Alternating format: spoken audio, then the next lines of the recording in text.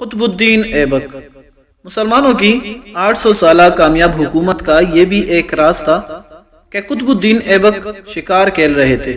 تیر چلایا اور جب شکار کے نزدیک گئے دیکھا تو ایک نوجوان اس تیر سے گائل گرا پڑا تڑپ رہا ہے۔ کچھ ہی پل میں اس گائل نوجوان کی موت ہو جاتی ہے۔ پتہ کرنے پر معلوم ہوا کہ وہ پاس کے ہی ایک گاؤں میں رہنے والی بزرگ خاتون کا اکلوتا سہارا تھا اور جنگل سے لکڑیاں چن کر بیچتا اور جو ملتا اسی سے اپنا اور اپنی ماں کا پیٹ بھرتا تھا۔ قطب الدین ایبک اس کی ماں کے پاس گیا، بتایا کہ اس کے تیر سے غلطی سے اس کے بیٹے کی موت ہو گئی۔ ماں روتے روتے بے ہوش ہو گئی۔ پھر قطب الدین نے خود کو قاضی کے حوالے کیا اور اپنا جرم بتاتے ہوئے اپنے خلاف مقدمہ چلانے کی آزادی دی۔ قاضی نے مقدمہ شروع کیا۔ بوڑھی ماں کو عدالت میں بلایا اور کہا کہ تم جو سزا کہو گی وہی سزا اس مجرم کو دی جائے گی۔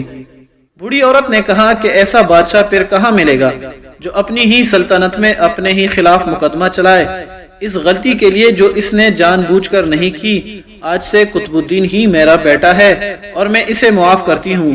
قاضی نے قطب الدین کو بری کیا اور کہا اگر تم نے عدالت میں ذرا بھی اپنی بادشاہت دکھائی ہوتی تو میں اس بڑھیا کے حوالے نہ کر کے خود ہی سخت سزا دیتا۔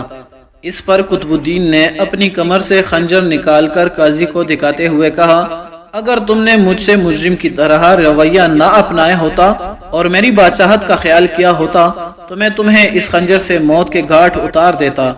یہ ہے اصل حکمرانی، بادشاہت کا اصل انصاف، اور یہی ہے اسلام کی تعلیمات۔ مگر آج کے پرفتن حکمرانوں سے رب تعالی ہی ہم سب کو بچائے، آمین یا رب العالمین۔